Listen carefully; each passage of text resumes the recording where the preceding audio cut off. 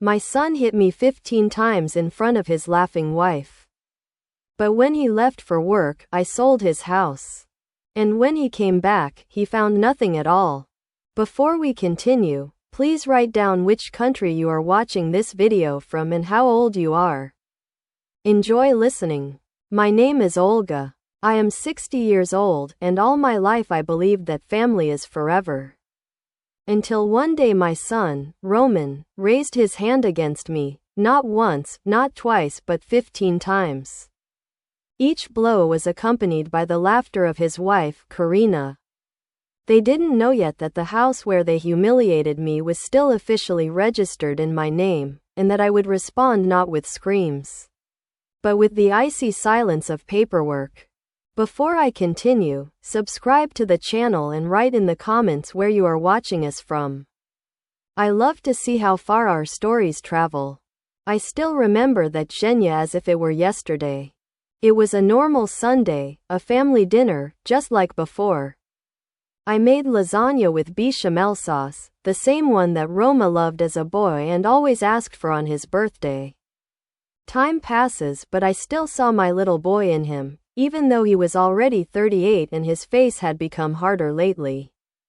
Karina arrived first, wearing a sharp, heavy perfume that always made my head spin. A smile without eyes, a bottle of cheap semi-sweet wine on the table for my beloved mother-in-law. Even though she knows perfectly well that I don't drink because of my blood pressure. I thanked her anyway for the peace in the house. Roman showed up 30 minutes later, already on edge, threw his keys on the table, and greeted us with a jerk. Something at work, I thought, but I didn't ask.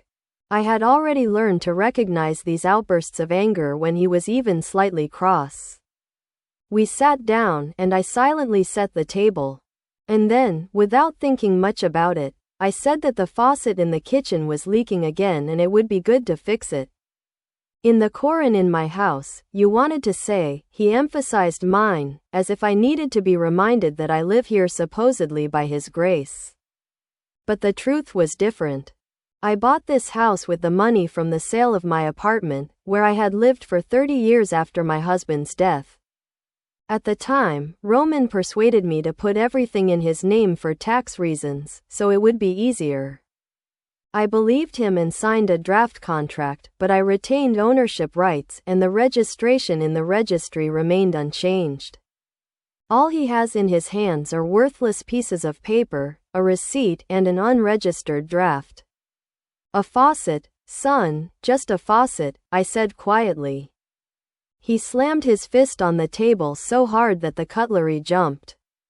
You're so smart. You think you can tell me what to do in my house?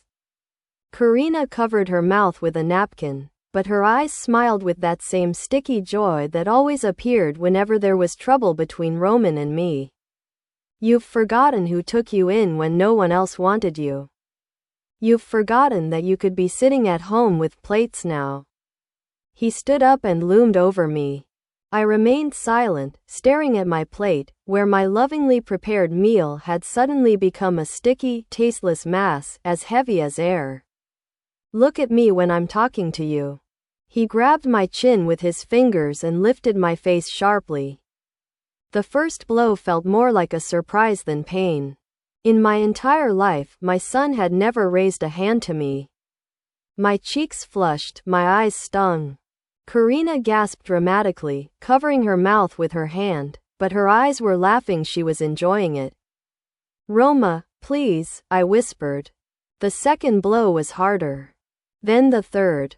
The fourth. After the 10th, I lost count. My ears were ringing, my face was burning, but I didn't scream or beg. I sat upright while my own son took out his anger on me. When he stopped, he was breathing heavily. I looked at him and didn't recognize him. Where was the little boy I used to hold by the hand when crossing the street?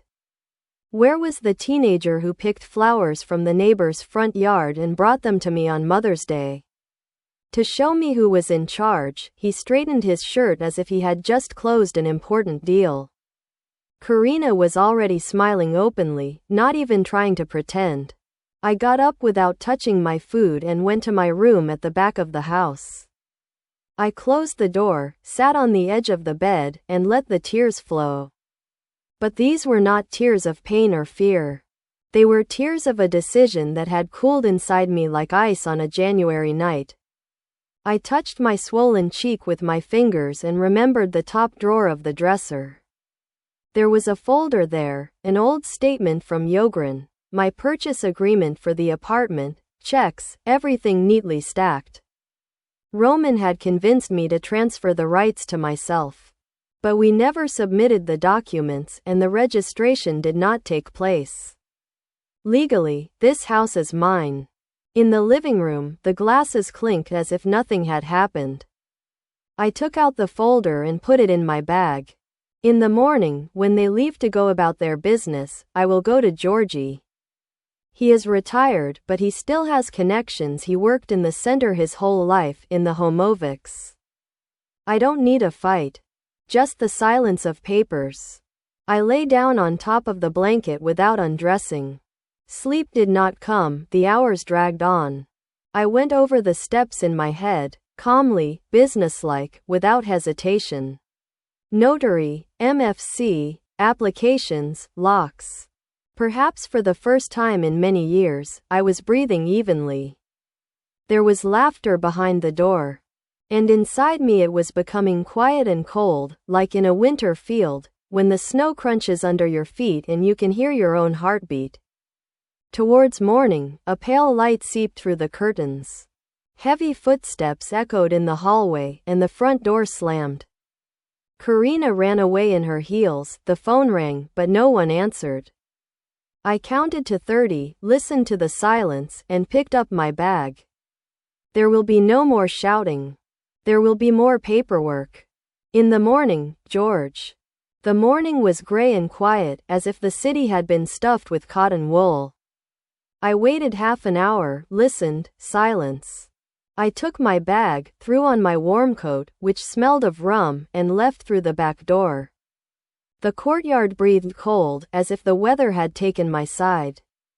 It was a 3-block walk to George's place. He opened the door almost immediately, still in his pajamas, and instantly became serious when he saw my face. Olga, my God, what happened? George, I need help, I said calmly. I need to sell the house. He put a strong cup of coffee in front of me and spread a folder out on the table. He quickly sorted through the papers with the keen eye of a lawyer whose memory for wording is still as sharp as when he was young. The Yogren extract is in your name, he nodded. The contract with your son is a draft, without registration. Legally, the rights have not been transferred. The house is yours, Olga. It was as if a stone collar had been torn from me. So I can? You can, he said, looking at me over his glasses. But are you sure? He is your son, after all. I touched my swollen cheek with my fingers and nodded. I'm sure. I'm not asking for anything extra. Only what is mine. Georgie sighed heavily and picked up the phone. His elderly hands moved confidently, without trembling. First, he called a familiar buyer, a married couple who had been looking for a house with keys for a long time. Then he called his acquaintance notarius in the office where he knew how to submit documents to the MFC without delay. And finally, he called the movers and said, everything must be taken out and the locks replaced. If we're going to do it, let's do it, he muttered, hiding his sympathy behind his businesslike manner. Let's go. By noon, we were already sitting at notarius's office. The papers rustled like snow, dry and relentless. I signed the purchase agreement, the transfer acceptance act, and the registration application. The buyers, the Melnikovs, an unassuming, quiet couple, behaved correctly and did not ask unnecessary questions. It was clear that it was more important for them to finally enter their home than to understand other people's problems. We will make the payment by letter of credit, notarius suggested. Disclosure today, after the deeds and submission to the MFC. That's even more reassuring, I said. I came here not to bargain, but to finish. After signing, we stopped by the bank. Smooth walls, a line, as always, about 5 minutes long. The letter of credit was closed right away. The money was deposited into the account. I checked on my phone, and only then did I feel the tight band inside me loosen. No sadness. It just became easier to breathe. Where are you going now? Asked Georgie, already outside, when we stepped out into the sparse, stinging snow. To Klenya, I replied, Rostov-on-Don. She had been calling for a long time. There was enough room for everyone. I'll figure out what to do next. I would suggest a taxi to the station, he said. And without any heroes.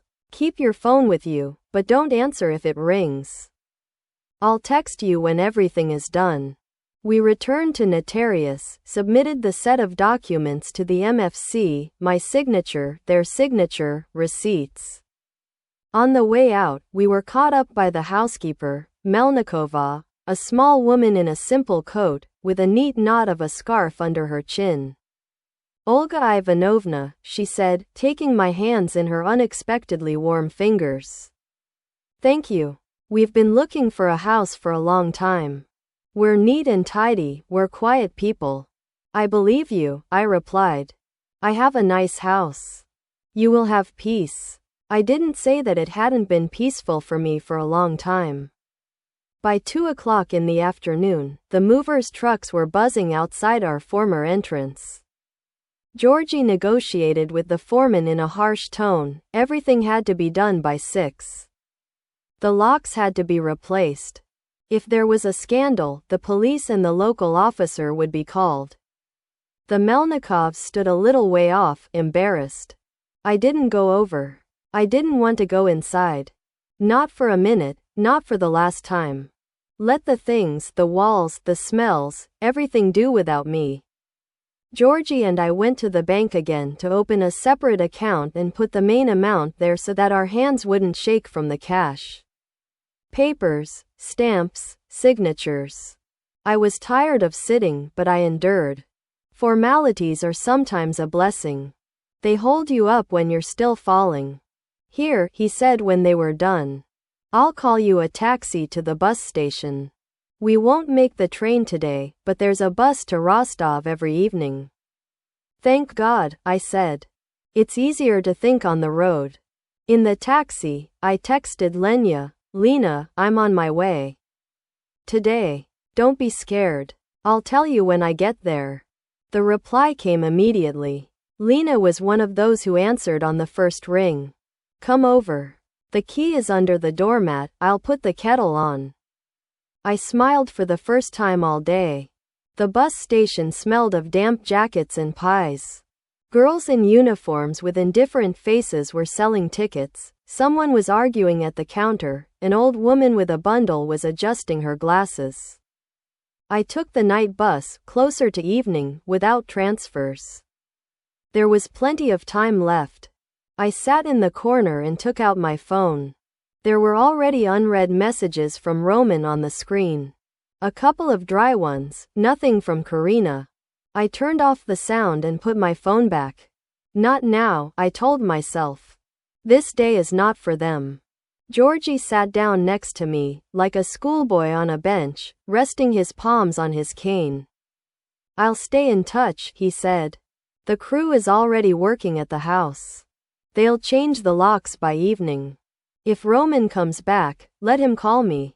He'll yell, I said. He always yells when he doesn't like the truth.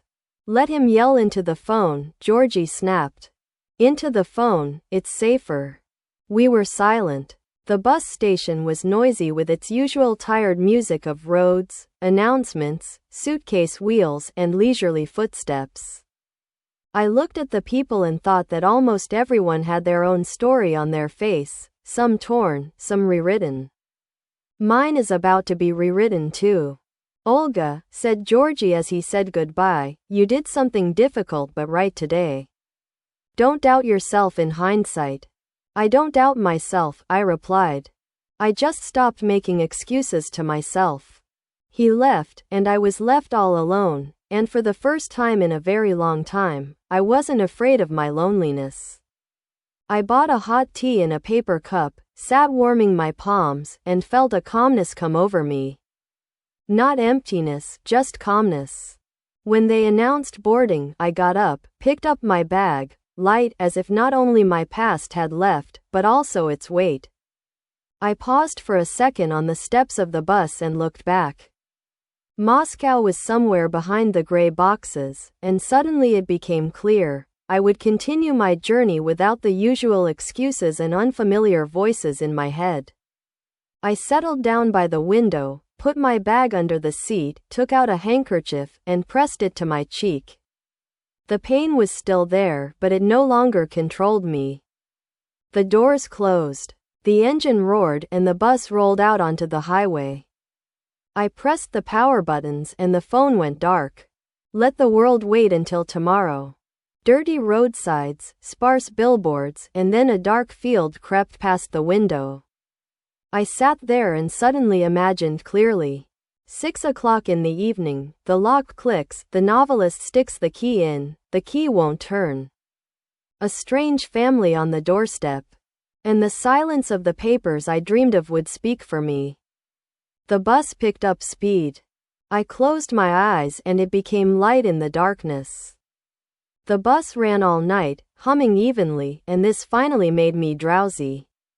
I woke up at dawn, behind the glass, a pale pink sky and a sign for Rostov-on-Don.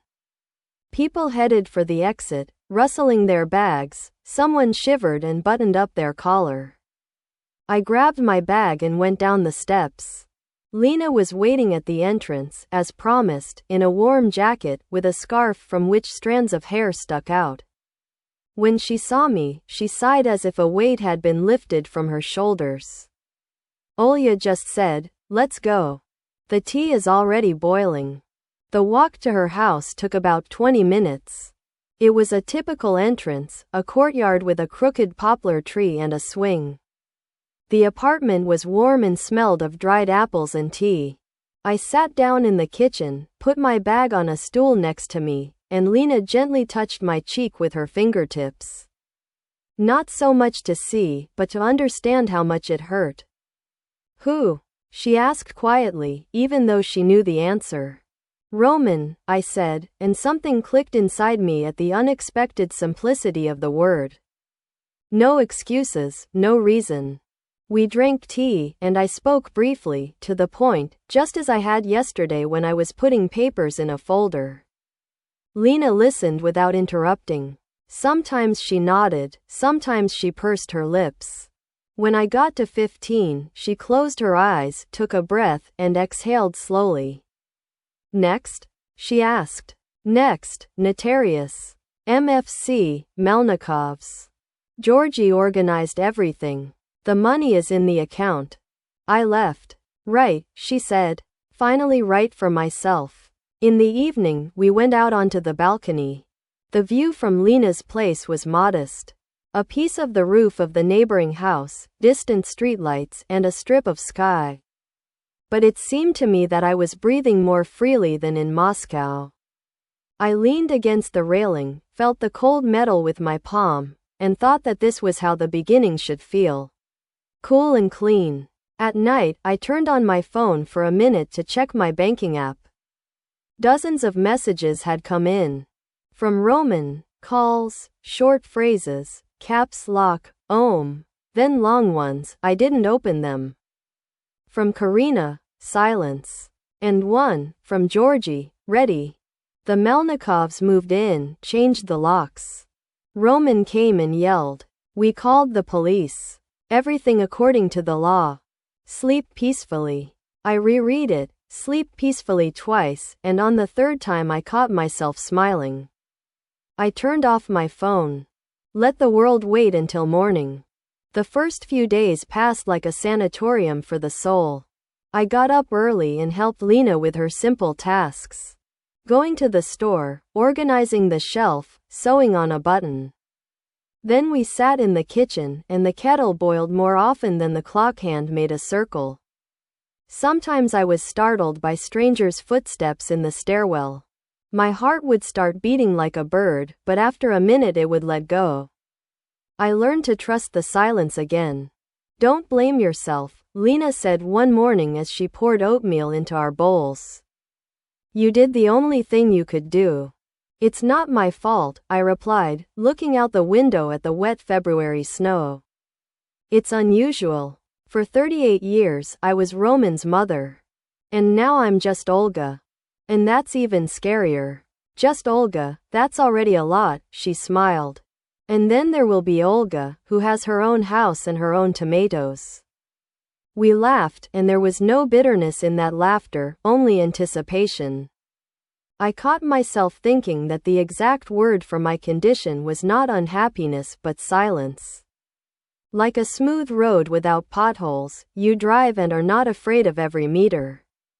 On the third day, I finally turned on my phone in the afternoon. I didn't want to read it, I just wanted to make sure that no urgent legal surprises were coming my way.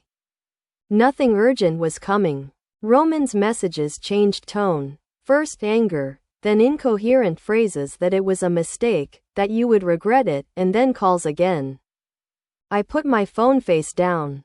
Not my words, not my intonation, not my life. What are you going to do next? Lena asked in the evening when we were peeling potatoes. Go back to Moscow, rent something. I looked at the knife in my hand and said unexpectedly clearly, I want land. A small house near Krasnodar. With a garden, with water nearby. With birds, with bees. So that in the morning I can go out in my slippers and see not someone else's ceiling, but my own sky. Lena nodded as if this idea had been lying here on the table between the bowls for a long time. Then tomorrow we'll go to the agency. I have a friend who works there, a smart girl, not pushy. At night I woke up out of habit, as if someone had called my name. Silence. Only the batteries crackled, and a distant elevator at the other end of the stairwell sighed with its iron insides. I lay there and thought about the mornings to come. How I would water the garden beds, how I would tie up the tomatoes, what kind of table to put on the terrace, a long one so that there would be enough room for everyone. And for the first time in a long time, my imagination did not hurt, but gently covered me like a blanket. In the morning, Lena took a neat folder out of the drawer, empty, with files. Put everything we're going to look at in here. Addresses, options, phone numbers. We'll work like people, she said in her business voice. I nodded, like people, a good formula to start with. The agency smelled of paper and coffee. The manager, Katya, was indeed unpretentious. She wrote down our wishes, discussed the budget, and said that for a house with land and water, it would be better to look in the villages, 45 minutes from Krasnodar. She showed us photos. A leaky roof, a crooked fence, water in the well in the spring, as God would provide. We smiled. It was honest humor about a reality that could be fixed with our own hands. There is one option, Katya said thoughtfully, tapping the table with her pen.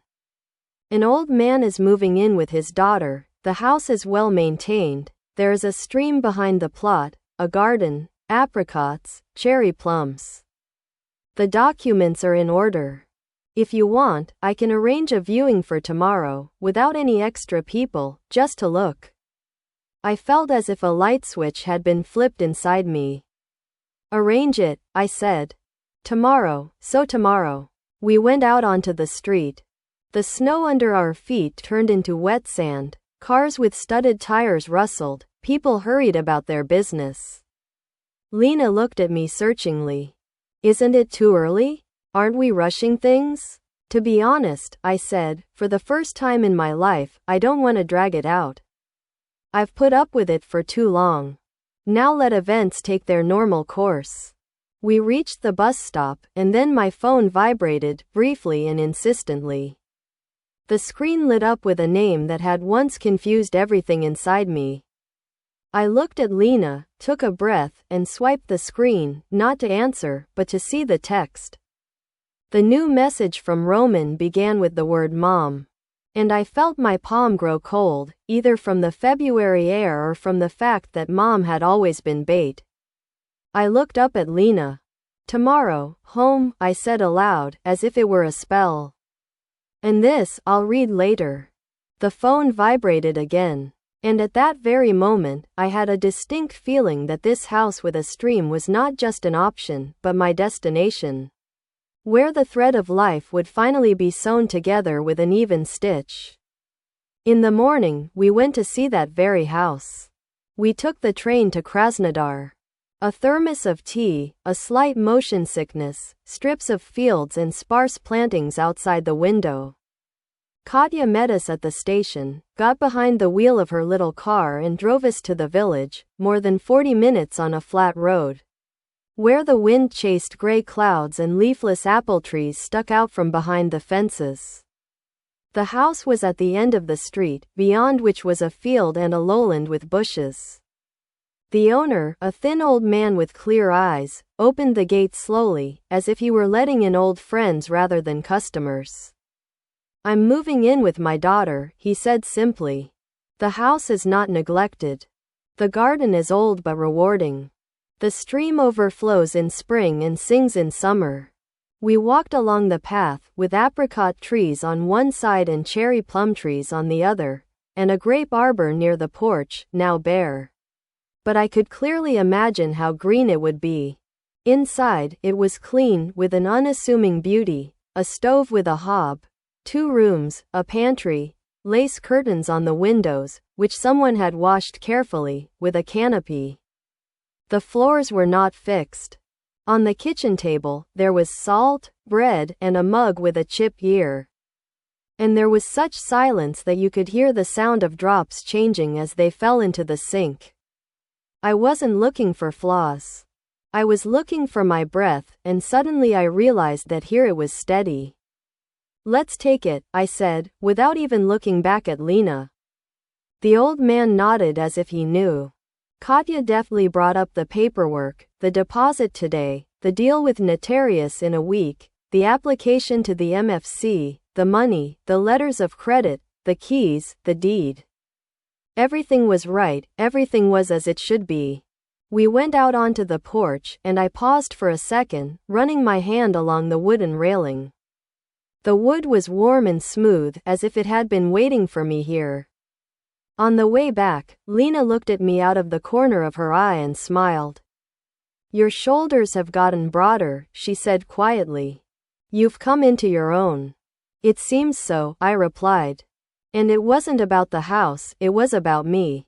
In town, we bought the essentials.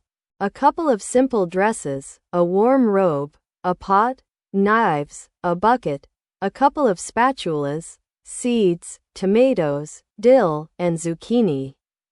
At the hardware store, I picked up a secateur and, for some reason, was as happy as a child with a new pencil case.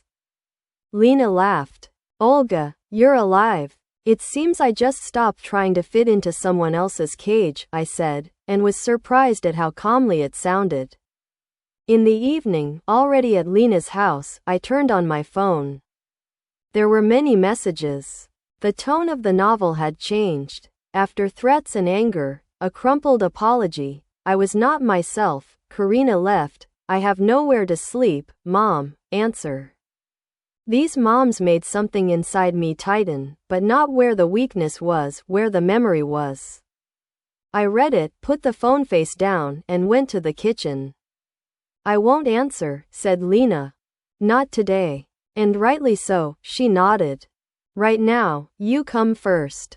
The next day, we made a deposit, signed a preliminary agreement, and Katya laid out who was preparing what for the main deal. I was walking down the hallway at the real estate office and felt the anxiety inside me give way to simple work fatigue. The kind that happens when things are going according to plan. The week before the deal flew by at an unexpected speed. Lena and I fussed over the shopping list, laughed, argued about curtains, whether they should be colored or white. And in the evenings I sat by the window and drew a plan of the garden beds on a piece of paper. Here will be cucumbers, here greens, here a path made of boards. Sometimes everything still shuddered at the sharp sound of a door slamming on the landing, and my heart would skip a beat. But it passed quickly. I caught myself thinking more and more often that it couldn't be worse than how I was passing the seedlings around depending on the weather. 2 days before the deal, the phone came to life again out of the blue. "Mom, I'm at the door. Please come out for a minute." I stood in the kitchen with a towel in my hands and looked at the short text. Lena peeked out of the room. "Who is it?" "Him," I replied. "He found it." We went to the window. There was a strange car parked below the porch. Roman came out, looked up, not seeing us behind the curtain, but as if sensing us. He looked tired and aged, holding something that looked like an envelope in his hand. "Do you want me to say you're not home?" Lena asked quietly. I straightened up and put the towels on the table. "No," I said. "I'll go out." But I no longer opened the doors to my past. I threw on my coat, took a breath, and at that moment, the phone beeped again. A new message from Roman. "I need to tell you something." I went downstairs without rushing, as if I were going to the clinic for an appointment, calmly but purposefully. The courtyard was empty, except for a crow on the roof, clicking its beak. Roman was standing at the entrance, a strange car parked crookedly, a crumpled envelope in his hand. When he saw me, he seemed to shrink, then straightened up, putting on a look of self-pity. "Mom, don't call me that," I said quietly. "You lost that right that night." He swallowed, hesitated. I wasn't myself. Work, Karina was putting pressure on me. He said in a strained voice, as if his tongue were cotton wool. "I have nowhere to sleep. Do you understand? I sleep in the car. Help me. Tell these new people it's a mistake, that you couldn't sell it. Give the keys back. At least for a while." "I can't," I replied. "And I won't. The house was sold legally. And anyway, it was never yours, Roman." "How was it not?" His cheek twitched. "Right. I've always had the title. That's your first and biggest mistake, thinking something that belongs to someone else is yours." He exhaled sharply, and a familiar look flashed in his eyes, not grief but anger. "You're inhuman," he hissed. "What kind of mother does that to her own son? A real son doesn't raise his hand to his mother. 15 times. With a wife who laughs." He slumped as if the air had gone out of him. He paused, staring at the tiles on the porch. "What should I do? Where should I live? Already thin, almost boyish. You're 38. You have your arms and legs. Get a small apartment. Settle down, save money, start over." "Alone?" he asked hoarsely. "Yes. Alone? Just like me, at 60. He raised his head and his face hardened again. "This isn't the end, you hear? I'll go to court. I'll prove that you were, well, not in your right mind when you signed. That you were being manipulated? I'll get what's mine back." I looked at him calmly, without pressure. "Do as you please. Just one more time, the house was never yours. That's what ruined your life, not my actions, but your illusions. Goodbye, Roman." I turned and walked into the stairwell. Words flew after me, first a shout, then a rambling threat, then self-pity again. The door slammed, and it all stayed on the other side, like the dampness of the street. Lena met me in the hallway. "How are you?" "I'm fine," I said. "And I think I'm even stronger than before." My phone beeped. A message from George. "Olga, Roman came to see me and threatened to take me to court. Don't worry. The deal is clean, the registration has been submitted, and there are witnesses to the assault. But be careful, desperation makes people stupid." I called back. "George, thank you. I'll be careful. 2 days until the deal on your house. We're sticking to the plan," he said in a businesslike voice. And with that voice, he seemed to put me back on track. 2 days flew by with quiet, necessary tasks. I packed simple things. A couple of dresses, a robe, a warm sweater, an old mug that had become dear to me. I would buy the rest when I got there.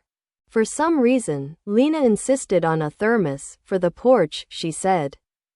Tea in the fresh air is better than any pills. The day of the deal was clear and dry. Everything went smoothly at Notarius.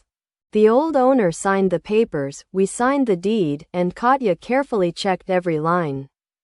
The MFC accepted the package without any cues, which was a rare stroke of luck. And the loan was approved. The SMS came just as I put down my pen. I wasn't happy, I breathed a sigh of relief. As if I had been carrying a bucket of water for a long time and finally put it down on the ground. By evening, Lena and I were already on my porch. The house greeted us with clean floors and the light smell of wood. Lena lit the stove, put the kettle on, and I stood at the door and looked into the garden, at the bare branches. At the narrow ribbon of the stream that was visible between the bushes. Well, Lena asked. Home, I said. Just home. And for the first time, my own. The first few days flew by with worries about buying a mattress, bedding, a couple of pots, a bucket and a mop, and 2 simple rocking chairs for the porch. We screwed on the curtain rods, hung up the curtains, laughed at our crooked seams, and drank chamomile tea from a thermos in the evening. I learned to listen to the silence here. How the wind rustles through the leaves, how the wood crackles in the stove, how the water in the stream sometimes whispers, sometimes is silent. Sometimes my heart would jump at a sudden noise, a door slamming, a car puffing somewhere, but it would quickly settle down. It's strange, I said on the 3rd evening, covering myself with a blanket on the porch. All my life I've been dragging someone along, and now the best I can do is drag myself along. And it's not hard. It's called normal, Lena smiled. You've just forgotten what it's like for a long time. In the morning, we went to the village store, picked up a shovel, a rake, a pruner, and a couple of bags of seeds. When we returned, I went out to the garden beds.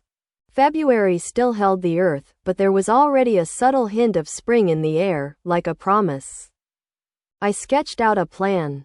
Dill here, tomatoes there, and a bench under the apricot tree for tea.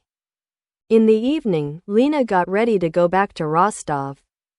I'll be there in a few days, she said. I just have a couple of things to take care of.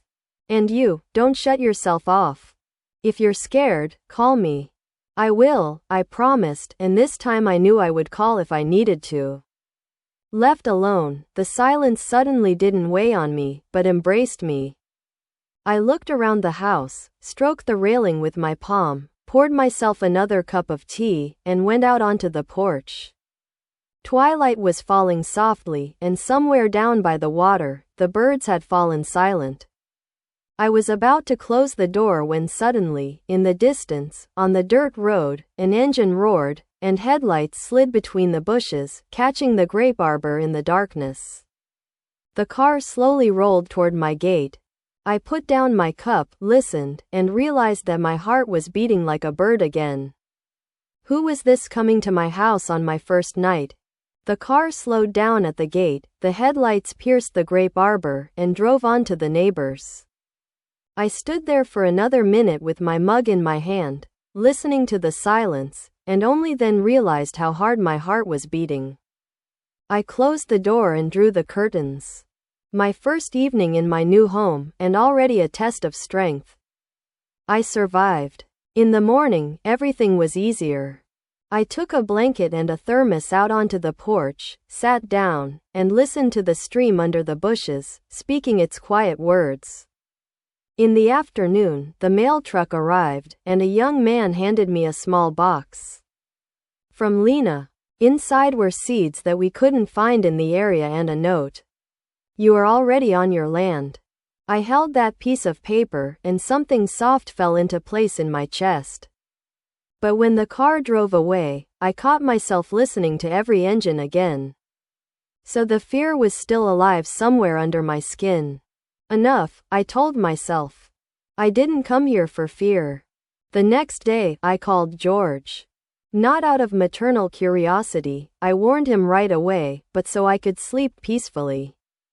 How is he? Jorge paused, as if choosing the most emotionless words. He won't be filing a lawsuit.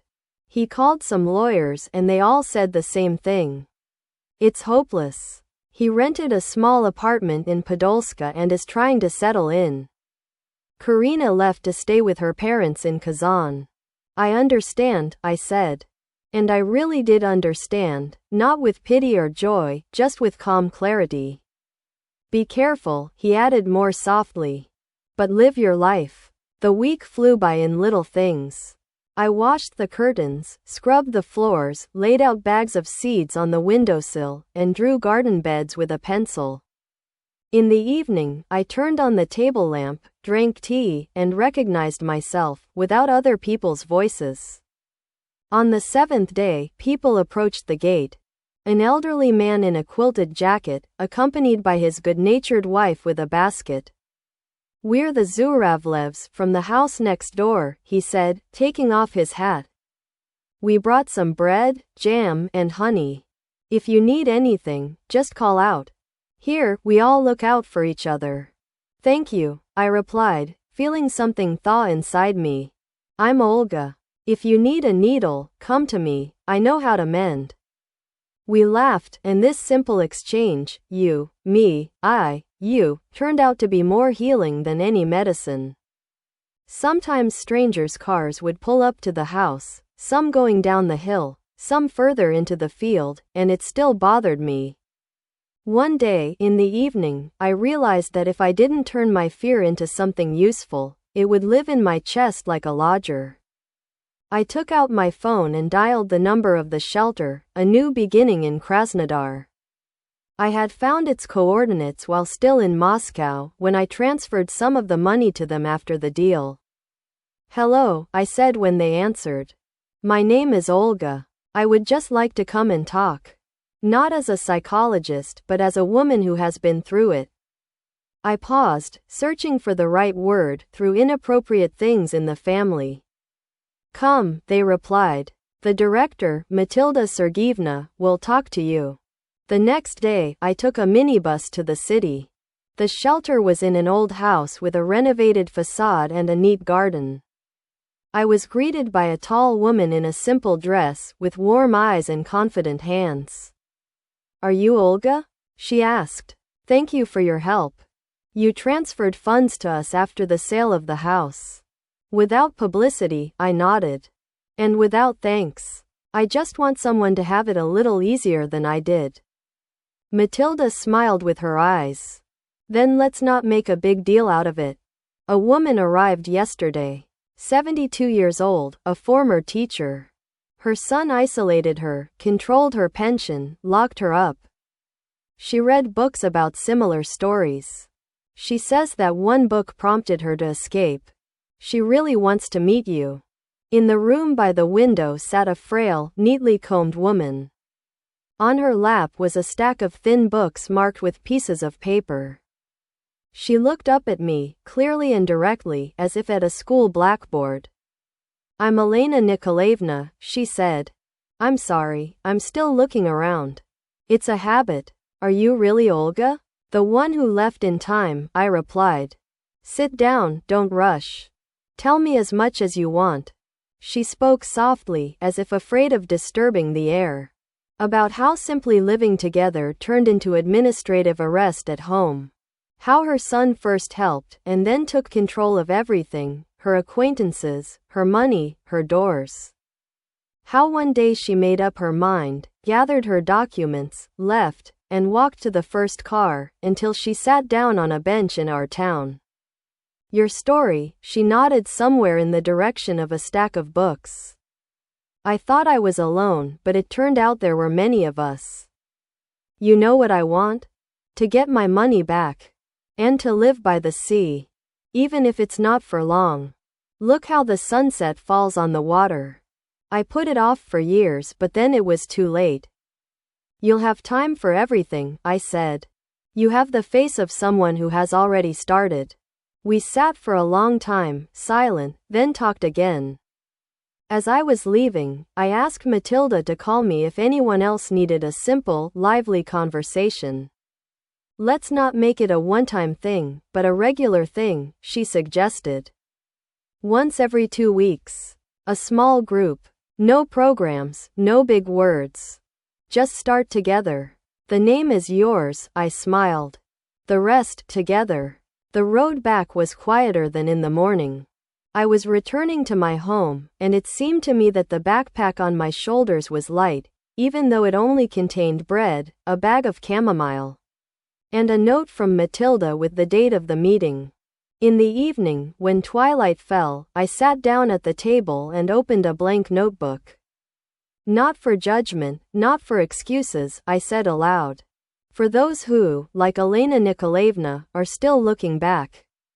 The words flowed easily. I wrote in the evenings, like water in a stream, sometimes faster, sometimes slower, but without stopping. About the blows, without relishing them. About the silence of the papers, without unnecessary heroism. About the first tea on the porch, with taste. After a couple of weeks, the notebook was finished, and I took a second one. Then a third. At some point, I realized that these were no longer notes, but a book, like a story that had to be able to stand on its own. When I put the final period on the last page, I just sat in silence. Then I photographed the first chapters and sent them to Lenya. Take a look. If it's anything at all. The reply came quickly. It's the real thing. And a minute later, a second message. I have a friend at a small publishing house. I can forward it. I closed my eyes and took a breath. Forward it, I said to the empty room, and then typed the same thing into my phone. I had just pressed send when my phone vibrated again. An unfamiliar number, a local line. Olga? A woman's voice asked. This is the editorial office. We've read the first few pages. We can meet tomorrow. The editor turned out to be businesslike and warm right away. A small publishing house in Krasnodar, an office with bookshelves, tea in glass cups, questions about the business. The story is compelling, she said, leafing through the printout. I would only ask you to remove unnecessary explanations where everything is already clear from the actions. Leave the rest as it is. The voice is yours. We signed the contract and went our separate ways to make corrections. I sat down at my desk at home, turned on the table lamp, and rewrote it to make it less ugly and clearer. A few weeks later, the layout was ready, the cover simple, without flashy pictures. The title came to me on its own, starting at 60. While the book was being printed, I went to the shelter once every 2 weeks. Our small group, starting together, gathered in a room with a lamp and cups of tea. We spoke not in slogans but in simple words. Sometimes new people came, some were silent, some cried, some smiled, hiding their pain. I led, but I didn't teach, I just kept the conversation going. And more often I caught myself thinking that I was breathing evenly, as if I were on my own porch. The presentation was scheduled for Saturday in a small bookstore. The room was small, but it was packed with women of different ages, a few men, a journalist from the city newspaper, Matilda Sergeevna, and Elena Nikolaevna. Lena stood to the side, making sure I was given water, as if it were a concert. I read a short piece about how I turned off my phone and the world for the first time and waited until morning. They listened quietly, without moving. The questions were honest. How come you weren't scared? I was scared, I said. It's just that at some point, fear stopped controlling me. What remained was a sense of dignity. It is quieter, but more stubborn. Did you forgive? I paused. I don't know if the word forgive is appropriate. I accepted the fact. The deed was done, and it cannot be undone. We move on. But there is no going back to the way things were before. The signatures came one after another. Women approached and whispered their thanks. Some had trembling hands, some laughed with victorious exhaustion. I wrote the names legibly so that everyone could see themselves on the page. When the line had almost disappeared, I looked up and saw Roman in the doorway. He stood motionless, gaunt, with gray circles under his eyes. Unassuming, not puffed up with righteousness, as if deflated. He was holding my copy, already crumpled at the edges, like something that had been read more than once. Lena sensed my breathing change and leaned over. "Is that him?" "Him," I replied. My voice sounded calm, and I was surprised at myself. I put down my pen, walked around the table, and stopped at a distance where I could hear the man breathing, but not so close as to blur the boundaries. "Hello, Roman." He swallowed. His eyes darted to my face, to my hands, to the hall. "You look different," he said quietly. "I am different," I replied. There was no need to explain further. He picked up the book as if to justify himself. I read it, twice. The third time, in parts. It was painful. But it was right. We stood in silence. I felt even those who were pretending to look at the display window fall silent.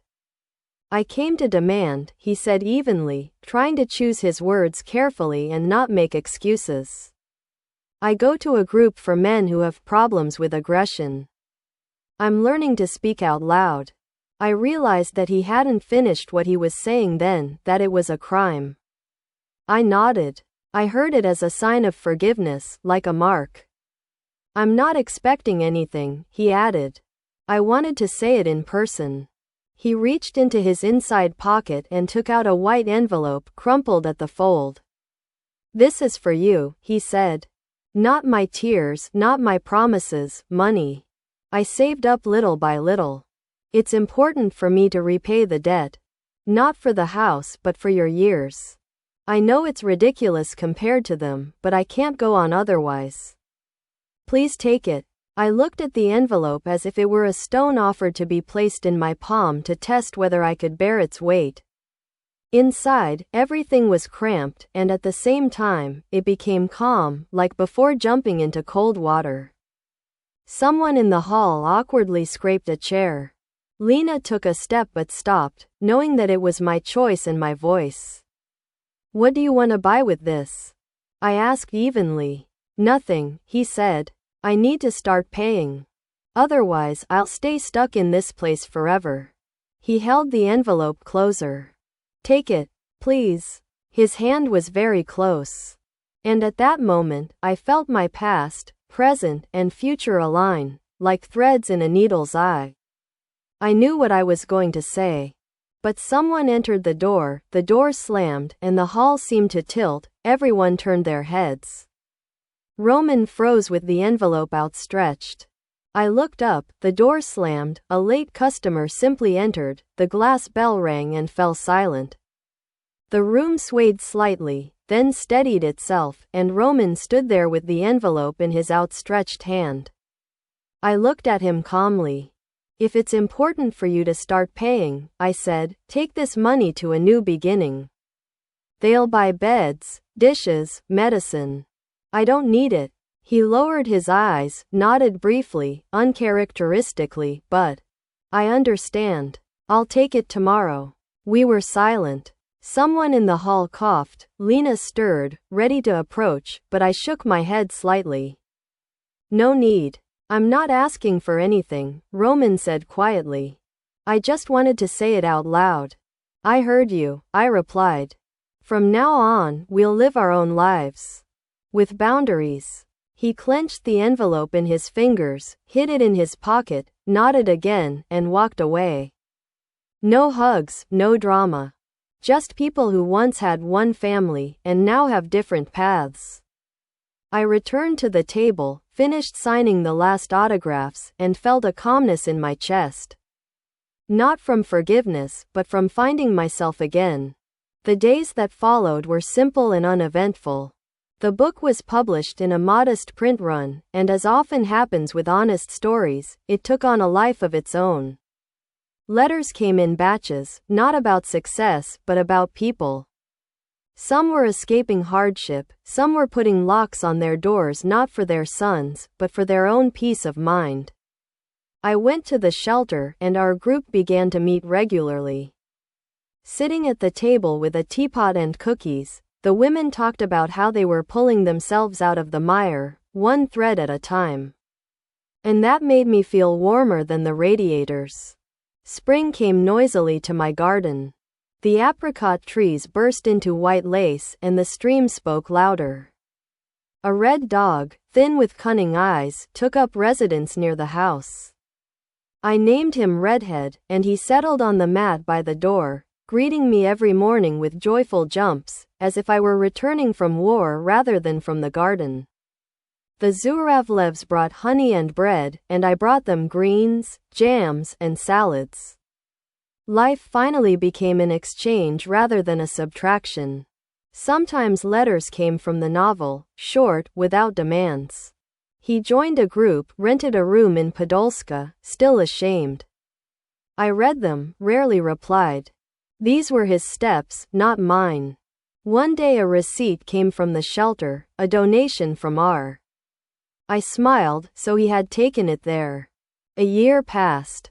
Then another. On the second anniversary of my move, I invited those who had become close to me in my new life. Lena, the Zhuravlevs, Matilda Sergeevna, a couple of women from our group. Elena Nikolaevna also came. She now lived by the sea in Sochi, as she had dreamed, and brought with her a childhood friend she had found after half a century. We set up a long table on the veranda, ate chicken in sauce with potatoes, laughed, and argued about the right way to tie up tomatoes. It was so simple and good that I surprised myself. Could happiness really have such a quiet voice? As we were pouring tea, a car honked at the gate. I went out onto the path and saw Roman standing by the apricot tree. Alone. He was holding a small bundle in his hands. He looked older and calmer, like a man who had finally realized that his own life depended on him. "Sorry for not calling, it's my fault," he said. "I'm moving to Voronezh next week. I found a job. I wanted to come by and say goodbye." "I understand," I replied. "I have guests. I won't be long," he said, holding out the bundle. "This is for you. It's yours." I found it among the things that were left behind. I thought it was lost. Inside was an old gold watch, my grandmother's, then my mother's, then mine. I thought it had been lost in the chaos when I left. The coolness of the metal against my skin felt so familiar that my throat tightened. "Thank you," I said simply. And, he hesitated, I transferred the money to the shelter. "Every month. It's not much, but it's steady. It helps me not to forget," he smiled without malice, "who I was and who I'm trying not to become again." "Do it for those who are worse off," I said. "You don't have to do anything for me." We stood on the path, not getting closer than we should.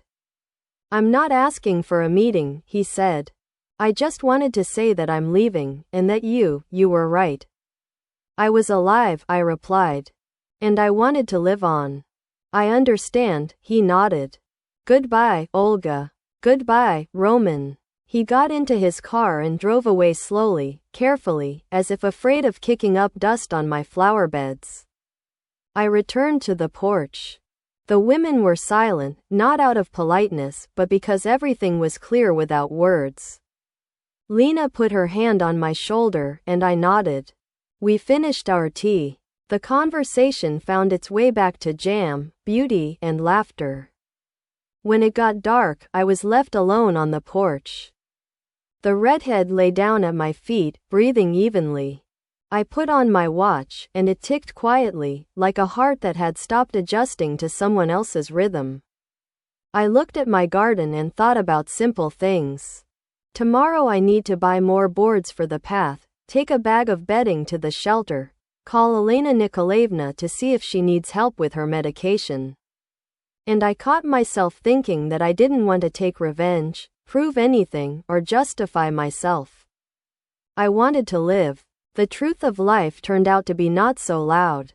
Sometimes we call revenge what is actually a return to ourselves. I didn't defeat my son. I finally chose myself, boundaries, work, silence, and people close to my heart. Everyone has their own measure of retribution. For some it is the court, for others it is their conscience. We don't always get the apologies we deserve, but we can always stop living in debt, living up to other people's expectations. I went to bed in my house, where it smelled of wood and chamomile in a thermos. Before closing my eyes, I thought of those who are still making up their minds. At 60, at 72, at 45, it makes no difference. Age is not a lock on the door. The tightest bolt is shame and the habit of enduring. It can be moved. Not immediately, but it can be done. In the morning, I got up early, as always. I made strong tea and went out onto the porch. The stream flowed along. Apricot petals fell directly onto the grass, light snow in the middle of a warm day. I sat down, put my palms on my knees, heard the ticking on my wrist, and said aloud to myself, "This is my life." And it goes on. Thank you for listening to this story to the end. Write in the comments how old you are and where you are from. It's important for us to know who is watching us. Like and subscribe to the channel. There are more real-life stories ahead.